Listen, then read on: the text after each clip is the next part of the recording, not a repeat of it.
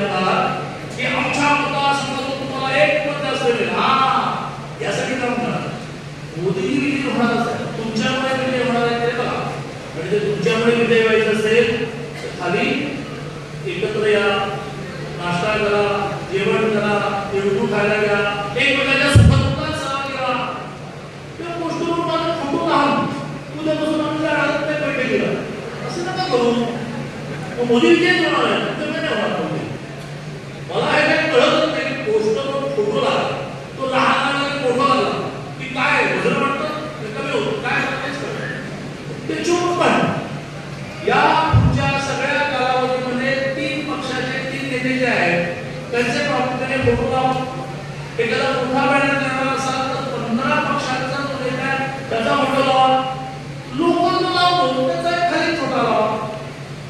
पण शक्यतो आपल्या सगळ्या 14 पक्षांनी 13चं नेतृत्व मान्य करतात. एकनाथजी, देवेंद्रजी, अजितदादा त्याचे लावा.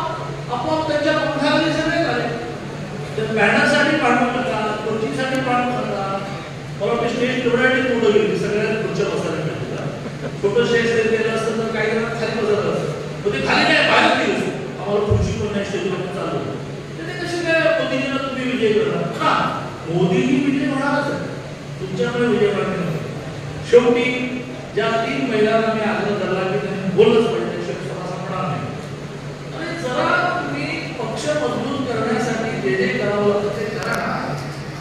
हा एकमेव देश जगामध्ये असा आहे की ज्या देशामध्ये महिलांना मतासाठी लढाई करायला नाही. जगातल्या सगळ्या देशामध्ये पहिलं पुरुषांना मतदानाचा अधिकार होतो, मग महिलांना घालून मिळतो.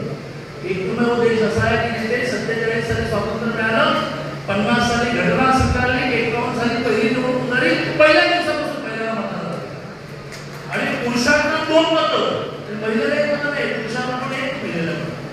गरीबांना 1 आणि अंबानीला 6 लाख असं नाही, गरीबाला 1, अंबानीला 1.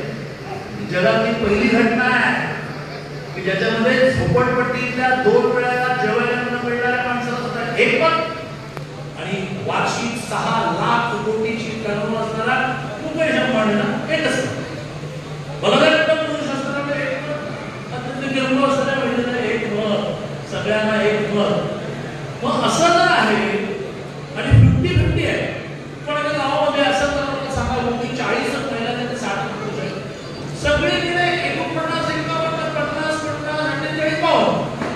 इतकं 50% महिला आहे त्या देशामध्ये, तर त्यांना बरोबरीचं स्थान देण्यासाठी आरक्षण वगैरे ठीक आहे, 50% स्थान आहे. आता लोकसभा विधानसभेमध्ये 33 कोटी येणार आहे, 33% येणार आहे.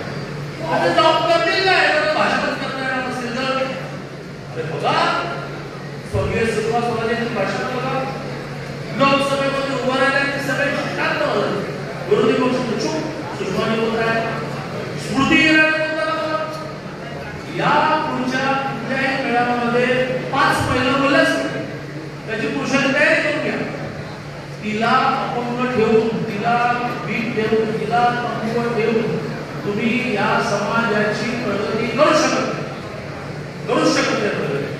आणि त्यामुळे माझी आपल्या सगळ्या स्तरावरच्या संयोजकांना विनंती आहे, सर्व पक्षाचे लोक स्टेजवर असले पाहिजे, सर्व पक्षाच्या लोकांना भाषणाची संधी मिळावी. कमी बोला, 2 मिनिटं बोला. आणि व्यासपीठाच्या सगळ्यांची नावं घेऊन बसू नका, माझ्याशी कोणाचं नाव घ्यायचं, व्यासपीठावर बांधलं.